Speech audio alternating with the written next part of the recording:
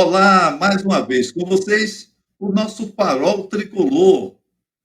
Dias difíceis, jogo decisivo contra o Goiás. Infelizmente, no campeonato que o Bahia está disputando, nesses jogos recentes, tem se dado mal. Empatou em casa com o Vasco, um lance lamentável de Gilberto, cometeu um pênalti, e no jogo contra o Flamengo, aí não era o campeonato dele, mas contra o Santos, tomou 2-1 de virada em casa. Agora é Goiás e o jogo é lá no Planalto Central, Diego. É isso aí, jogo duro. Goiás vende um empate. Vamos falar um pouquinho sobre isso contra o líder Botafogo, que anda titubeando, anda cheio de crise por lá. Mas vamos tocar nossa vinheta para iniciar os trabalhos. Vamos nessa.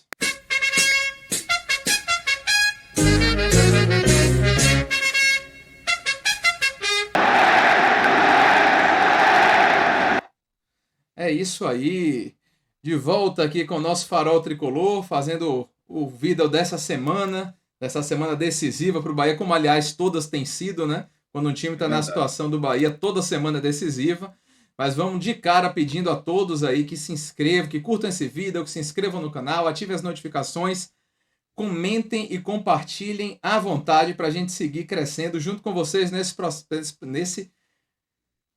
projeto, né, pai? É, Pois é, vamos fazer aquela análise da tabela que a gente costuma fazer nesses vídeos de meio de semana para a gente dar uma situada de como as coisas estão. Mais uma rodada encerrada, agora a 25ª rodada, tá todo mundo sem jogo atrasado, então tá todo mundo completo. Estamos gravando aqui na terça-noite. Vamos dar essa olhada na tabela, compartilhar com os amigos tricolores aí de casa. E assim, a situação da tabela é de um Botafogo ainda líder, isolado, mas um Botafogo muito questionado. Um Botafogo que tem campanha ruim no segundo turno, um Botafogo que o técnico Bruno Lage balança. Já tem gente noticiando a sua queda nessa noite de terça, mas por enquanto os canais oficiais do Botafogo ainda não falaram disso. E tem um novo vice-líder no campeonato, que é o Bragantino, o Red Bull Bragantino. Ali ultrapassou o Palmeiras depois de vencer o confronto direto e aparece ali a 7 pontos do Botafogo ainda. É uma vantagem significativa, muita gordura que o Botafogo fez no primeiro turno, mas derrapando, os rivais já começam a ver uma luz ali no horizonte, né, pai? é verdade. O Botafogo começou bem, tem um bom esquema tático e a mudança de treinador, mesmo sendo da mesma terra, não deu o mesmo resultado. Ontem mesmo eu acompanhei o jogo porque eu queria ver como é que está o Goiás. Um time arrumadinho, o Goiás, um time direitinho, que vai ter alguns desfalques, alguns jogadores de qualidade estarão fora. O Alano, que é um jogador ciscador, o cara que chega bem ao ataque, não vai jogar. E o Morelli, um cara que compõe bem naquele setor intermediário, também estará fora. Mas o grande lance da partida foi a vaia o tempo todo em cima do treinador do Botafogo. Não vem ao caso se ele fica ou não fica, problema do Botafogo. Mas aquela teimosia de treinador, o que é que ele tem para tirar o Tiquinho Soares do time? Justamente quando ele bota o cara no segundo tempo, o cara já faz um gol. E a queimação foi total, total, total. Mas vida que segue. Está difícil a situação do Botafogo, ainda é uma vantagem expressiva, mas o Bragantino está na moita, está de olho. Os outros que estavam aparecendo que iam fazer figura continuam sobrando, viu, Diego? É verdade. E o Bragantino aí com o ex-Bahia, né? Juninho Capixaba na lateral esquerda, Eric Ramírez fazendo gol decisivo contra o Palmeiras, em jogada Isso. de Juninho Capixaba, inclusive. Então, muita gente que às vezes sai daqui meio desacreditado, tem qualidade e acaba mostrando isso em outros lugares. A gente já viu esse filme muitas vezes, né? Muitas Mas vezes. aí, vindo para nossa parte da tabela, infelizmente o Bahia cada vez mais afundado nessa segunda página. O Bahia aparece ali na 18ª colocação, ultrapassado recentemente pelo Vasco e pelo Santos, e mas ainda ali, né, a 2 pontos do primeiro time fora da zona, que é o Goiás, exatamente nesse confronto direto, e o Bahia vencendo esse jogo pode sim sair da zona. Ontem você comentou já sobre o Goiás contra o Botafogo, Mas assim, eu chamo a atenção do que você falou, concordo muito. Achei o Goiás um time arrumado, né, defensivamente, deu É, poucos espaços ao Botafogo. sem O dúvida. Botafogo pressionou no segundo tempo, que é normal, né? Tentou aquele sufoco no final. Mas o Goiás chegando lá com certo perigo, contra-atacando com velocidade, mostrou qualidades, mostrou que é um time que deu uma organizada também, né? O Bahia vai ter que correr dentro, vai ter que suar sangue para vencer esse jogo, não vai ser moleza, não. É verdade. Um time entrosado e um time que faz o básico. Não inventa. Lateral é lateral, zagueiro é zagueiro, joga com perna direita, com perna esquerda, mas dá conta. Tudo isso que a gente já conhece. Atacante está lá na frente, o meio-campo com funções definidas, o que marca, o que apoia, o atacante, quando vai, o zagueiro, quando vai à frente, numa cobrança de escanteio, ele vai para decidir, foi ele que fez o gol. Então, achei o time bem arrumado. Se você dissesse é uma coisa fora do comum, não, tanto que a posição dele é essa. Eu apenas trago mais um detalhe para o meu amigo, para a minha amiga, que acompanham os nossos trabalhos aqui do Farol Tricolor. Observe que a questão do Bahia é tratar de ganhar 2 jogos seguidos, porque mesmo com saldo negativo, o Bahia tem um saldo negativo muito melhor do que o Vasco, muito melhor do que o Goiás, melhor e muito melhor do que o Santos. E se for conferir, melhor inclusive do que o Internacional que está lá em cima. Então, é bom conferir essas coisas para dizer: ah, o ataque não faz muito gol, a defesa toma muito gol. É verdade. Mas o campeonato do Bahia é outro. O campeonato do Bahia é do Internacional para baixo. Pode botar do Corinthians, talvez o Cruzeiro. Vamos botar do Cruzeiro, que é 12º para baixo. É o campeonato que vai estar disputando. Confira a diferença. Ah, o Cruzeiro tem 2 gols de saldo positivo. Perfeito. Mas o Corinthians tem 2 negativos. O Internacional tem 9 negativos. O Santos tem 14. O Goiás tem 10. O Vasco da Gama tem 11. Aí está lá embaixo o Atlético Mineiro, o América de Minas, perdoe os amigos que torcem para o querido Galo, como eu que também gosto muito do Galo de Minas, viu, Emerson José? Mas América de Minas e Curitiba estão fora de combate. Aí eu já nem faço essa conta. Mas é um detalhe, o Bahia trate de ganhar. Teve o triunfo nas mãos contra o Vasco da Gama dentro de casa e pelo menos um empate contra o Santos, que tomou a virada com 2 gols no finalzinho da partida. Aí fica difícil. Lembrando que o primeiro critério é o número de partidas ganhas.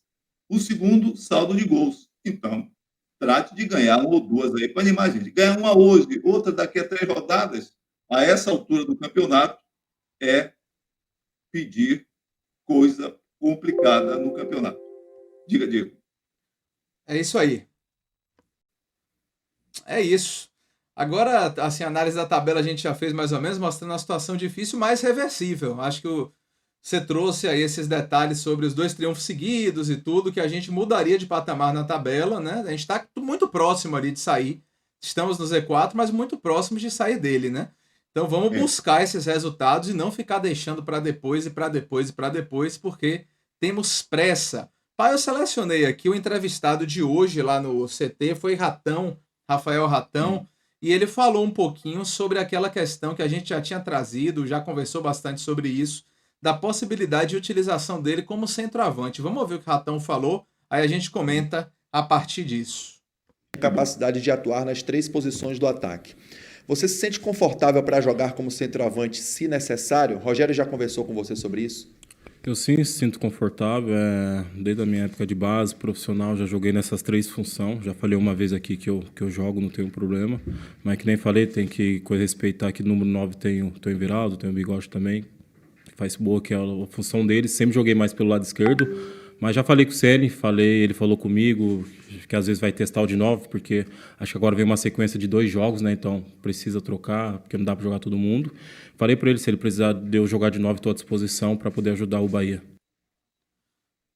É isso aí, Rafael Ratão dizendo que Rogério Ceni inclusive conversou com ele e que ele se habilitou sim a jogar de 9, se fosse necessário, né? Mas claro, né, com aquela uma postura política, falando também dos 2 jogadores que são claro. especialistas na posição, né, que são mais assim, tem uma carreira mais jogando como centroavantes, que são Everaldo e Vinícius Mingotti, pai. A gente já falou bastante sobre Rafael Ratão, falou que o ataque precisa de mudanças, né? Os centroavantes não têm funcionado e é necessário testar opções, as opções do elenco. A gente falou muito também que o City foi negligente, a diretoria de futebol foi negligente por não ter buscado esse centroavante na janela do meio do ano, mas agora é o que tem. E o que tem de possibilidade de mudança, além dos dois centroavantes, é ou jogar com Rafael Ratão, que já jogou de novo em outras ocasiões, ou jogar totalmente sem centroavante, com um jogador como o Biel, ou como o Jacaré, ou como o Ademir, jogando mais centralizado e o time jogar realmente num esquema bem diferente, que não é o que Rogério Ceni costuma fazer na carreira dele, como a gente trouxe aqui assim que o Rogério foi contratado, pai. É verdade, verdade. Tem mais coisas para mudar. O que ele passou aí, se ele, por exemplo, já teve essa conversa, muito provavelmente o Rogério Ceni já passou para ele, ó, se prepare, que eu vou testar você. Se prepare não, já deve ter treinado nessa posição, inclusive. Porque o negócio é o seguinte, vamos ser pelo justo. Da agora em diante, a cobrança tem que ser muito mais forte em relação ao técnico Rogério Ceni. Ele chegou, teve jogos difíceis, o jogo do Flamengo é difícil sempre, sempre tem o extracampo, uma coisa estranha, mas não vou entrar nessa conversa. O Bahia está nessa posição por culpa do Bahia. Então, o Renato Paiva, ele não conseguia ver o que o jogo estava mostrando para ele. O jogo mostrava uma coisa, ele não via. Fazia isso nas entrevistas, nas escalações, no próprio jogo. Então, era um cara que não via o jogo, não via o que o jogo estava mostrando. Quero ver Rogério Ceni. Por exemplo, essa questão aí, para mim, já é tempo de experimentar uma situação de Rafael Ratão. Rafael Ratão e Everaldo não dá. Rafael Ratão no jogo. Bota ele como meio de ataque, como homem de área no time do Bahia. E essa questão de não ver o que o jogo está mostrando, o jogo já mostrou que calma com Vitor Hugo e calma com Everaldo. Qual é o problema em substituir Vitor Hugo e Everaldo? Nenhum. Vitor Hugo tem estado mal em mais de um jogo e em lances decisivos. É uma questão de fora de ritmo, é uma questão de não estar no melhor momento. Aí é problema de quem vive lá dentro. Para isso ganha muito. Agora, quem vive aqui fora percebe que já é tempo de Vitor Hugo e Everaldo ficarem no banco um tempinho, até para preservar os jogadores. Essa é uma visão que eu tenho. E do que o Ratão falou, do que o Rafael Ratão falou, ele vai jogar como o homem de ataque pelo meio do Bahia. Pelo que ele passou ali. Se ele foi meio impreciso, se deixou vazar alguma coisa, mas pelo papo dele, ele está na fita para fazer o ataque com Ademir, que deve ser o titular da direita, ou com Biel, que pode ser o titular da esquerda, que seria o meu ataque. Ademir, Rafael, Ratão e Biel. Alguém pode dizer, você falou o tempo todo de Luciano Juba, eu botava o Luciano Juba no lugar de Camilo Cândido. Já nesse jogo, daqui a pouco a gente fala sobre a escalação. Vamos falar logo de escalação, então, porque a entrevista de Ratão foi uma entrevista padrão, que teve essa questão do centroavante, que é relevante, que a gente já falou sobre isso, e é uma demanda que a torcida tem também por uma substituição, por uma tentativa diferente ali no comando de ataque. Mas eu esbocei aqui, deixa eu compartilhar com os nossos amigos tricolores e também contigo, pai. Esbocei aqui algumas opções de escalação para Rogério Ceni e aqui nesse campinho, né, nesses programas que a gente encontra no Build Lineup aí, num site na internet. E aí a gente esboçou um Bahia da seguinte forma: Marcos Felipe, que acredito que seja incontestável, né? Gilberto na direita teve uma queda de rendimento, mas ainda é o jogador provavelmente titular pela posição. E aí vem o primeiro ponto que eu gostaria de falar um pouco mais, que é Gabriel Xavier, que para mim e para você também, eu sei disso, já deveria ser titular do Bahia. E eu digo mais, tanto pela direita, porque Gabriel merece inclusive tomar o lugar de Canu, essa é a minha opinião. Se Rogério disser que não, só joga pela direita destro, como ele já deu a entender, e só joga pela esquerda canhoto, sendo Gabriel destro, Gabriel pode, inclusive, ocupar a zaga de Canu, que era então titular absoluto, mas tem caído de rendimento, se mostrando por demais afobado. E Gabriel tem que ser titular. Para mim, tem que ser titular. Seja na direita, seja na esquerda. Gabriel não pode ser reserva desse time do Bahia no momento. Concordo Então, plenamente. até no aí lugar de concordamos Canu, se for o inteiramente. caso, que seja Gabriel Xavier. Mas Gabriel, para Concordo, mim, também poderia jogar do lado esquerdo, como já jogou, né? Se sem fosse o dúvida. caso com o próprio Canu. Mas para esse jogo Perfeito. Canu suspenso, não se fala nisso. Então é Gabriel titular, isso aí eu acho que não tem muita dúvida. E aí vem o lado esquerdo com essa confusão. Eu coloquei as siglas, porque tem Vitor Hum. Hugo, Raul Gustavo, Marcos Vitor, David Duarte. Né? Você Bom, iria de quem aí, pai? Nessa quarta zaga, como se dizia? eu vou por eliminação por jogadores que não vêm tendo ritmo de partida. Então, jogo decisivo na zaga, uma zaga totalmente mudada, já fica difícil. Você tem um titular que não venha bem, se não tivesse sido expulso, o Canu seria titular e não vinha bem, cometendo faltas que foram decisivas para a favor do adversário vencer e contra a gente perder nas partidas. Então, para mim, o Canu já sobraria aí. Mas se não fosse expulso, ele estaria jogando. Pois bem, foi expulso, aí vai entrar quem? Indiscutivelmente, Gabriel Xavier. Aí já é querer inventar, porque Rogério Ceni, quando chegou aqui, disse que ia fazer o simples. Então, o simples é isso. Saiu da posição, vem o que é melhor como substituto. Do lado dele, para botar qualquer uma dessas opções, você trouxe boas opções e rememorou bem. Mas tem jogadores aí que o torcedor nem se lembra. Nunca mais entraram em campo. Campeonato Brasileiro, o Goiás, lá no Planalto Central, precisando do resultado, então não pode facilitar. Seria Raul Gustavo, que retornou, que é zagueiro pelo lado esquerdo, e, para mim, o miolo de zaga seria esse. Gabriel Xavier e Raul Gustavo. Vá. Pronto. Eu tenho dúvida sobre Raul Gustavo, mas assim. Mas eu concordo que é uma posição complicada. Posição difícil da gente escolher algum. Como o Rogério tá nesse negócio de jogar na esquerda com um canhoto, teoricamente a disputa ficaria entre Vitor Hugo e Raul Gustavo. Né? E considerando as atuações ruins de Vitor Hugo, realmente o nome de Raul Gustavo ganha força. Mas com a gente colocando à frente, por exemplo, Acevedo e Rezende é um cara que poderia fechar para reforçar esse lado e é canhoto. Tô falando como uma opção, como se fosse com 3 zagueiros em determinado E, momento do Bahia atacado. Então aí entendi. já sobraria uma vaga para um zagueiro com a direita. Poderia ser Marcos Vitor, poderia ser o próprio David Duarte, que jogou em alguns momentos bem como jogador de sobra, como jogador ali para ficar centralizado. Mas Ele o que não vai fazer Rogério isso. Ceni deve fazer, pelo discurso dele, realmente é escalar um jogador canhoto para jogar ao lado de Gabriel Xavier. E aí é Raul Gustavo ou Vitor Hugo. Considerando as atuações ruins de Vitor Hugo, o nome de Raul Gustavo de fato ganha força. Mas aí você vem com essa. Pode dizer. Quero fazer uma ressalva.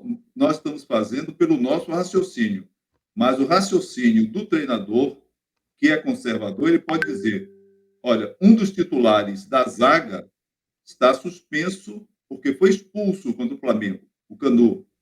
Então eu vou tirar o outro titular que ele vem escalando sempre, Vitor Hugo. Ele pode querer botar no jogo Gabriel Xavier e Vitor Hugo, para dizer: eu não mudei a zaga. Tem isso também. Eu É uma coisa concordo, que a eu gente não acho pode isso bem descartar. possível. Eu acho A gente isso não bem pode possível. descartar. Acho isso bem Fala, possível. você ia dizendo. Mas aí, para concluir a linha de defesa, você vem com uma possibilidade diferente aí. Eu não escalaria Camilo Cândido sem sombra de dúvidas e cuidaria da cobertura dele, né? Colocando Rezende ao lado de Acevedo na frente de zaga e Rezende ali exatamente para fazer essa cobertura de Camilo Cândido, pai. Minha defesa para esse jogo seria Marcos Felipe, Gilberto, porque não tem jeito, Gilberto caiu muito. É um jogador que comete pênaltis, então, em jogos decisivos.